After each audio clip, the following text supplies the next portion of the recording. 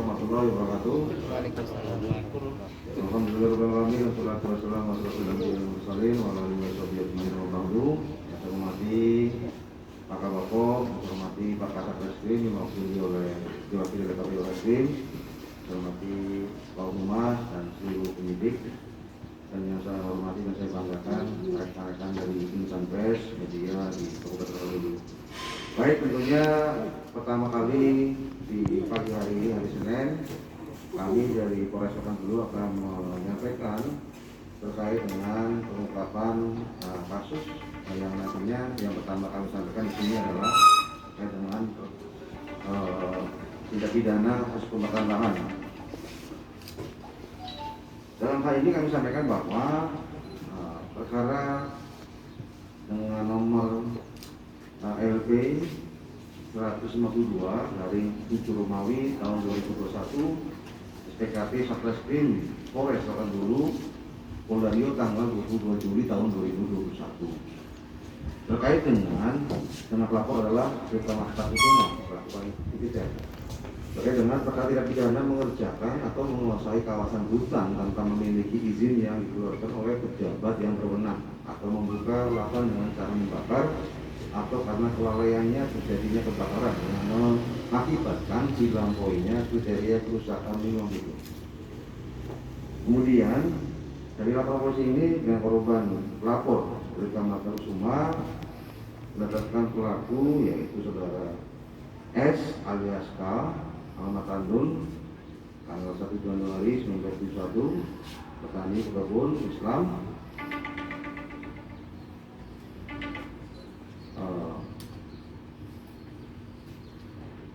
yang memiliki peran saudara S alias K ini adalah menguasai membuka dengan cara imbas tumbang dan menjual lahan.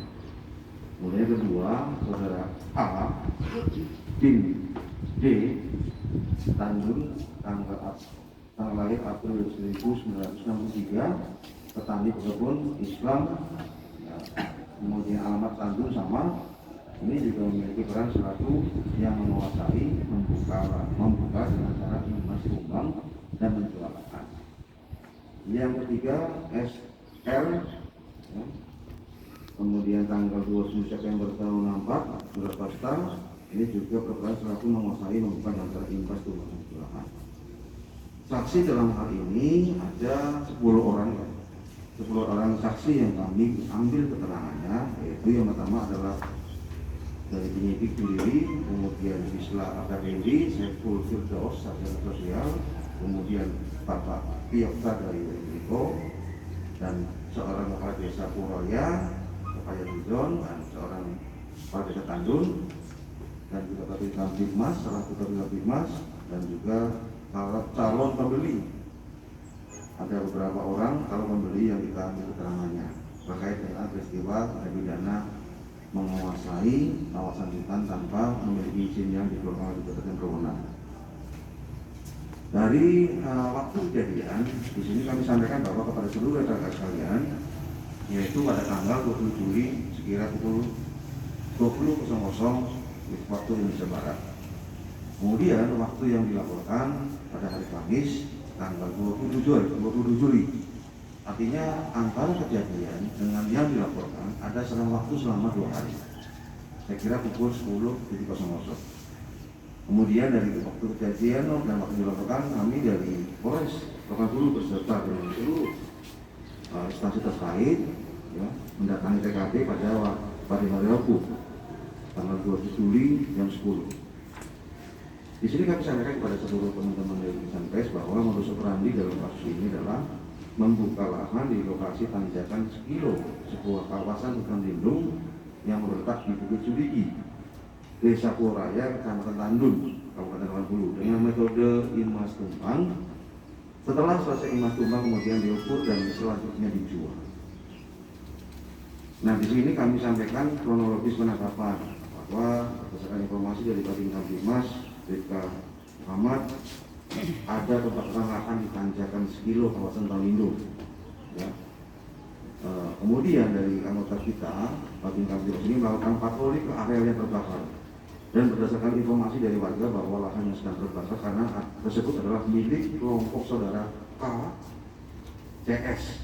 Oleh karenanya dari penyidik unit reskrim Polsek Tandun bersama dengan 4 orang anggota mengamankan 4 orang laki-laki dengan nama yang tadi saya sampaikan di atas, yaitu saudara S alias K, saudara S alias saudara AA, kemudian saudara R pada hari Rabu 21 Juli tahun 2021 pukul 03.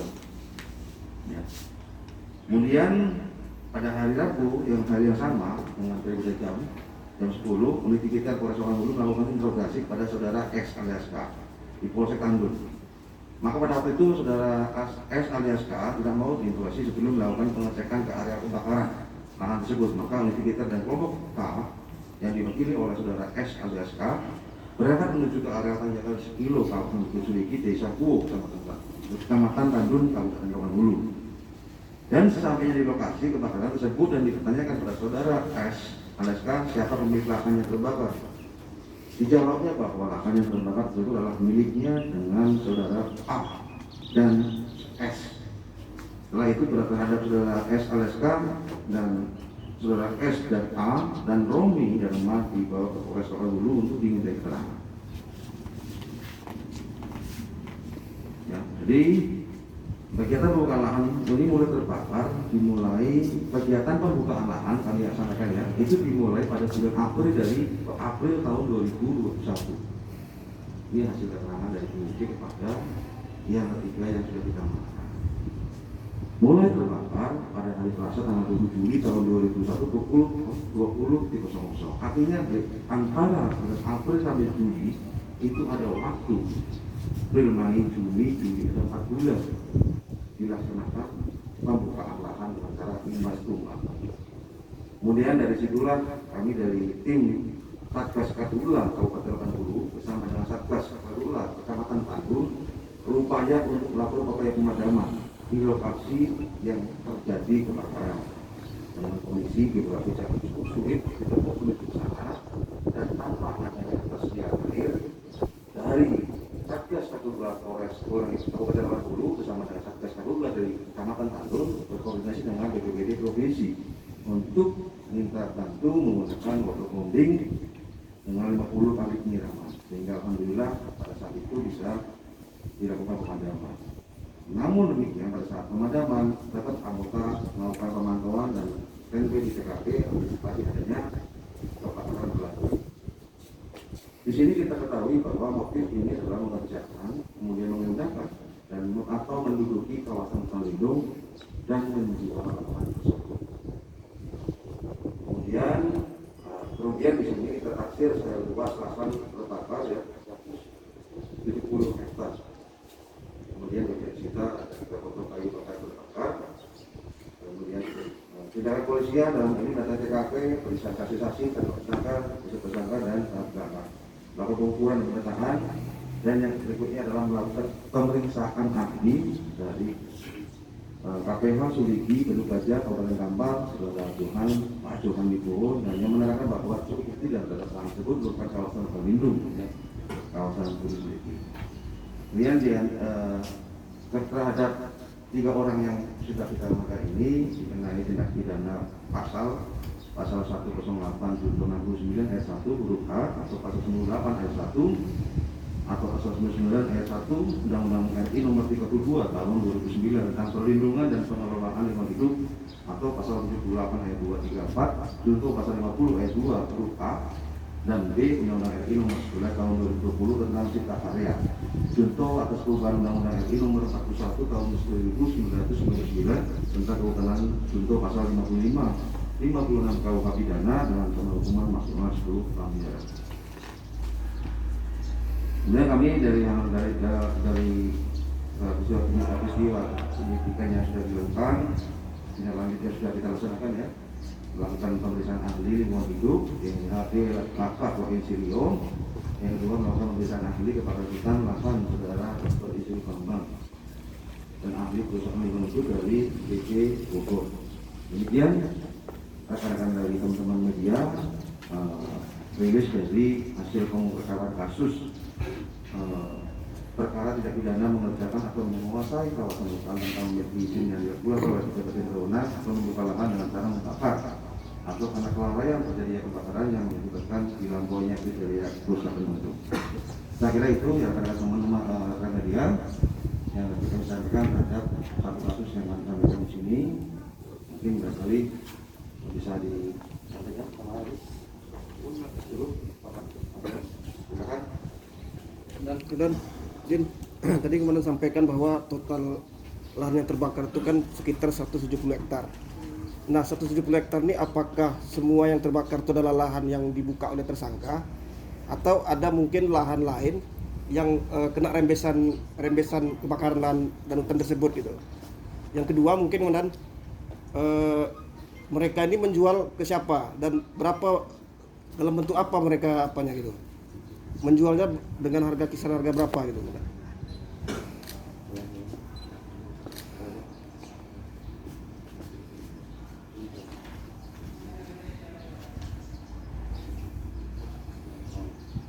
Baik, terima kasih Pak Ari pertanyaannya terkait dengan kerugian yang diperkirakan pada luas lahan terbakar yaitu sebanyak 170 kurang lebih 170 hektar.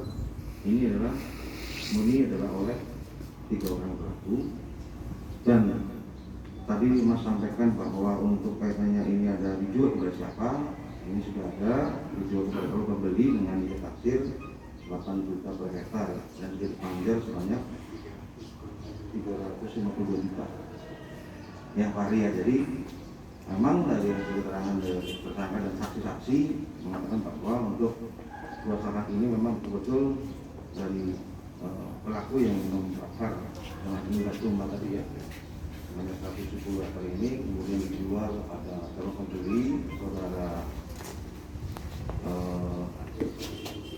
AP ya calon pembeli dan PP ya calon pembeli sudah ada dengan mereka ketika sudah menerima panjang sebanyak 350 juta dengan harga per hektarnya adalah 8 juta. Berapa orang yang pembelinya, berapa orang kemudian? Dari kita amatkan dan kami keterangan saksinya ada 2 orang. 2 orang pembeli ya.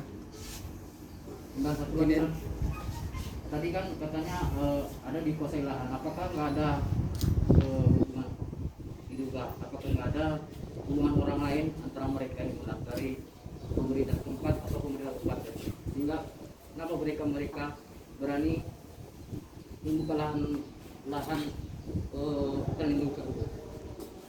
Jadi kalau kita lihat bahwa modus operandi ini di sini jelas disampaikan di sana bahwa ini membuka lahan di lokasi ini dengan cara metode induk tumbang dan ini sudah sudah dilaksanakan sejak 4 bulan yang lalu April. Artinya ini memang kejadian kebakarannya pada saat bulan Juli, pada saat kegiatan pelaksanaannya mulai bulan April. Jadi memang modus operandinya yang dilakukan oleh yang bersangkutan dari 3 orang yang kita tingkatkan menjadi tersangka bahwa ini memang dilakukan dengan sengaja dengan cara metode emas tumbang diukur dan selanjutnya dijual.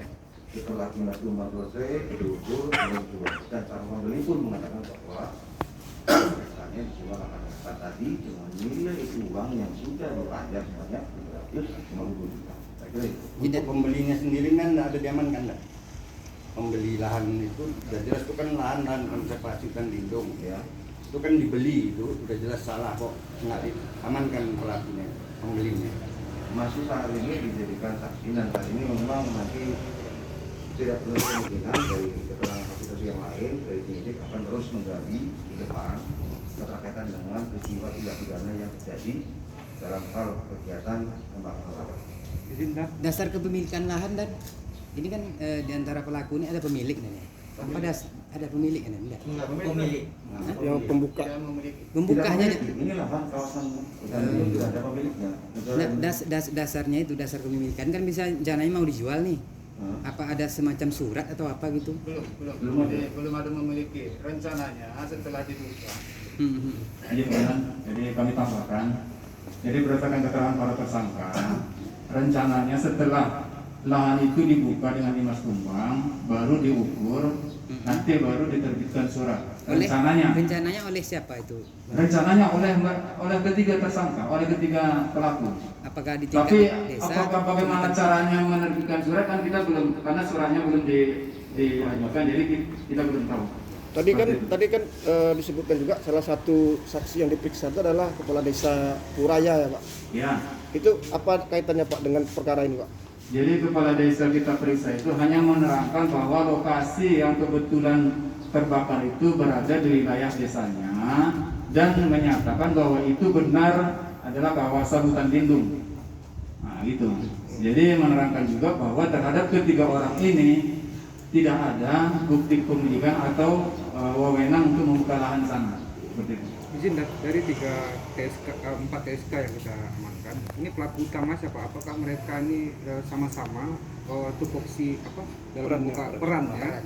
Atau apa? Yang kedua, mereka ada panjar. Terus dari 352 juta itu ada nggak yang sudah kita amankan nggak gitu? Ada berapa yang kita amankan atau sudah habis sama mereka? Baik, seperti pertanyaan tadi bahwa peran mereka bertiga sama, ya. Jadi mereka bertiga sama-sama membuka lahan itu dan rencananya akan dijual kepada dua calon pembeli tadi yang sudah dijelaskan. Jadi yang telah menerima panjar sebanyak 352 juta itu adalah saudara S alias K dan A Dinde, ya. Jadi uang itu sudah habis, menurut keterangan mereka sudah habis digunakan untuk kepentingan pribadi. Demikian. Tambahan Saya dan kira itu kita lanjut ke Satu lagi dan mungkin apa rekomendasi dari pihak kepolisian terkait lahan yang sudah terlanjur terbakar itu dan rekomendasi untuk kami bagaimana? jelas dari kepolisian selalu menghimbau melalui patroli Karhutla yang saat ini diperankan oleh Pak Diswanti seluruh anggota Polsek bersama dengan Kasih Muskal dan masyarakat peduli api, semua masyarakat kita menghimbau saat ini situasi musim kemarau agar tidak gampang atau mudah membakar lahan dan hutan dan kondisi saat ini. Jadi kita selalu menghimbau melalui patroli Karhutla yang saat ini sudah kami lakukan dan kita juga memiliki aplikasi Ladang Kuning yang setiap hari memantau kondisi di wilayah Kabupaten Maluku. Untuk penghijauan sendiri dan penghijauan lahan yang sudah terbakar itu gimana? Dan? Lalu terbakar itu mana dan? Biasanya kalau udah terbakar tanam sawit lagi orang kan? Ya pas terbakar kebiasaan sana Itu gimana dan apakah kita Yang jelas masih di sana kan kita buat polisi, tapi masih tahap penyidikan sedang berjalan, jadi tidak ada lagi pengawasan juga kita lakukan patroli. Saya kira itu ya, karena kan yang pertama kasus terkait dengan Karhutla, kemudian kita berlanjut ke kasus yang kedua, yaitu terkait dengan peristiwa pidana tindak pidana korupsi.